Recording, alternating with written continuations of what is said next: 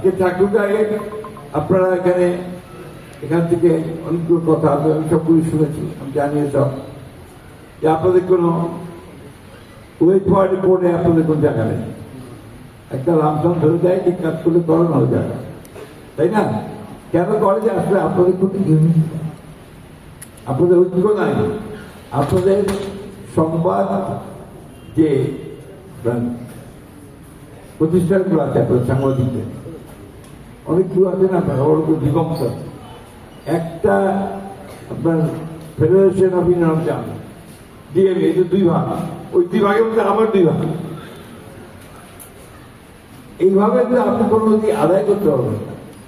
আপনার যে ঐক্যবদ্ধ না হন, আপনার আমি শুনেছি ঠাকুরের কাছে নাকি সাংবাদিক 10টা হয়, ঠিক সত্য কি মিথ্যা নেই। আমার অনুরোধ থাকে তাই কিন্তু আপনারা আমি যদি বিভক্ত আছে, ঠিক আছে, আমি একে ব্যবহার করি, ওকে ব্যবহার করি, ওকে ব্যবহার করি, এই করতে আমি আমার কাছে তাই না?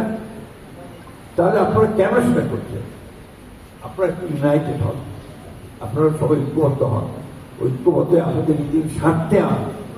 আগে তো যে পেশা আপনি নিয়েছেন সেই পেশায় তো আপনাকে বেঁচে থাকতে হবে নাকি? বেঁচে থাকতে হলে তো বেতন তো সেভাবে পেতে হবে, আর ওই ভোট সেভাবে করতে হবে। তার জন্য দরকার আমাকে চাপ সৃষ্টি করা। আজকে বাংলাদেশে একটা সুযোগ তৈরি হয়েছে এই জুলাইয়ের অভ্যুত্থানের পরে, ছাত্র জনতার অভ্যুত্থানের পরে নতুন সুযোগ এসছে, এবং সেই দেখা যায় সুযোগের মধ্যে দিয়ে ইতিমধ্যে কিন্তু আমরা গণতন্ত্রের পথে হাঁটতে শুরু করি। আমাদের একটা নির্বাচন হয়েছে, সেই নির্বাচনে জনগণ পার্টিসিপেট করেছে। তার আগে আপনার একটা রিফর্ম কমিশন হয়েছে, সেই রিফর্ম কমিশনের গণভোট হয়েছে। এগুলো নিয়ে সব কাজ। এখন এর মধ্যে হয়তো মতামত এক হচ্ছে না, কিন্তু ঘটনাগুলো কিন্তু ঘটেছে। দ্যাট ইজ দ্য সাংবাদিকতা একটা অত্যন্ত চ্যালেঞ্জিং পেশা। এর চাইতে চ্যালেঞ্জিং পেশা আর কোনটা আছে বলে আমার জানা নেই। কারণ সাংবাদিকদেরকে অনেক কঠিন কঠিন কাজ করতে হয় খবর বের করার। আমরা দেখছেন যে এই যে মধ্যপ্রাচ্যে যুদ্ধ চলছে এখন, ইরান এবং যুক্তরাষ্ট্রের সঙ্গে, এখানে ইতিমধ্যে অনেক সাংবাদিক মারা গেছেন। প্যালেস্টাইনের সঙ্গে যখন যুদ্ধ চলে আপনার আমাদের সঙ্গে প্যালেস্টাইনে, তখনও প্রায় শত শত সাংবাদিক নিহত হয়েছেন এই যুদ্ধের সময়।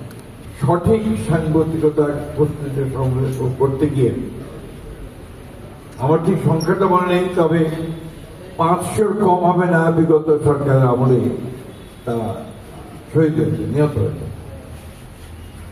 এবং এমন একটা জায়গা নাই যেখানে সাংবাদিকরা নির্যাতিত হয়।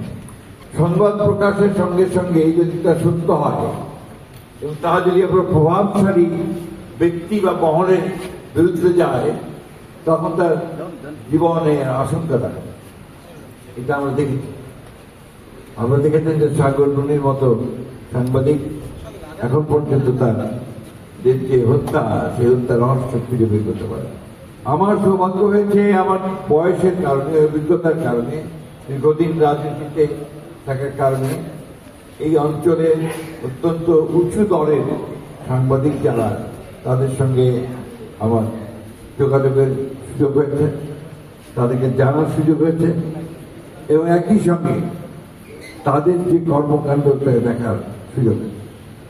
বাংলাদেশ শুধু নয়, ভারতবর্ষেও আপনার অনেক সাংবাদিক আছেন, প্রতিনিয়ত সাংবাদিক আছেন, তারা একদিকে সাংবাদিকতা করেছেন, আবার দেখা যায় তারা পরবর্তীকালে রাজনৈতিক যোগ দিয়ে বড় বড় দায়িত্ব পালন করেছেন। আমাদের বাংলাদেশেও একজন বিখ্যাত সাংবাদিক ছিলেন, যিনি হলিডে পত্রিকা চালাতেন, এনায়েতুল্লাহ খান, তিনি কয়েকবার মন্ত্রী ছিলেন। আমাদের সিরাজুল হোসেন খান, তিনি একজন প্রতিনিধি সাংবাদিক ছিলেন, তিনি মন্ত্রী ছিলেন। এরপর আরো কয়েকজন পাবেন যারা সাংবাদিকতার মধ্য দিয়ে রাজনীতি অঙ্গনে প্রবেশ করে দেশে রাজনীতির প্রভাব বিস্তার করেছেন।